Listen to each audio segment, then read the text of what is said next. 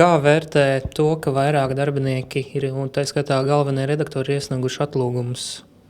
Manuprāt, tā ir ļoti sarežģīta situācija. Manuprāt, tā nav laba situācija, bet tāds ir šodienas rezultāts. Kāpēc tāds rezultāts ir noticis?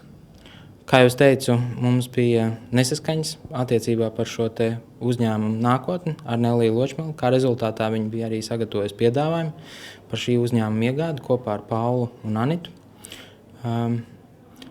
Es domāju, ka šajā situācijā viņi izdarīja to, kas ir pareizi. Viņi iesniedza atlūgumu.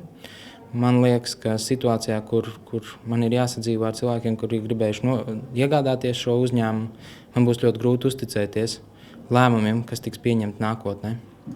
Kāpēc tad jūs nespējat atturēt žurnālistu parasto aiziešanu?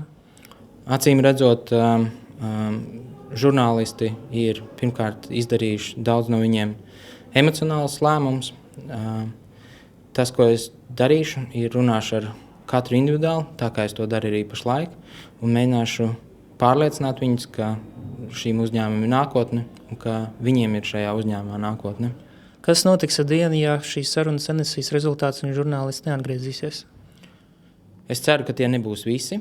Es ceru, ka tā būs tikai daļa.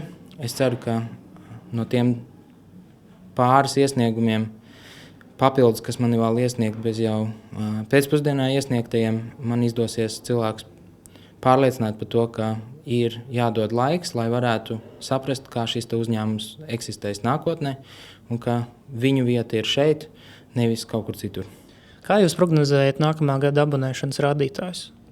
Es negribētu saistīt šodienu ar nākamā gada abonēšanas rādītājiem. Es domāju, ka mēs būsim spējīgi taisīt tādu avīzi, kur ir nepieciešama lasītājiem, kur ir nepieciešama arī tiem, kas viņu iegādājās.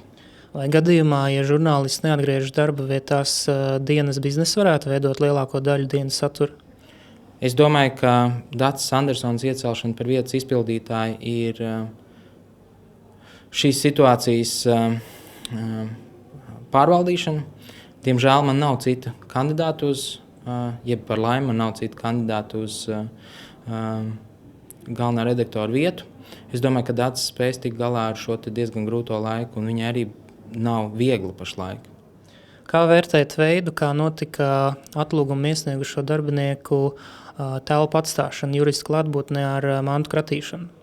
Mantu kratīšana nenotika. Es domāju, ka tika lūgts nodot failus un tika lūgts nodot darba lietas. Tas, ka varbūt juristi pārcentās kaut kādā brīdī, mēs ar viņiem pārunājām, viņi ir saņēmuši manu nopēlumu, bet tas nebija šādi iecerēts. Vai šo dažu mēnešu laikā apzināti vai neapzināti jūs esat sniedzis nepatiesu informāciju uzņēmumu darbiniekiem par īpašniekiem finansiālo situāciju? Man bija ļoti sarežģīta situācija. Es informēju par to, ko es varu informēt, un žurnālisti, protams, pētīja šo faktu. Un šī informācija, kas ir pausta, ir tas, kas ir bijis aprakstīts gan laikraksts lejās, gan arī apziņots masmēdijos. Jūs paudāt patiesu informāciju vienmēr? Es esmu atturējies paust nepatiesu informāciju. Yes.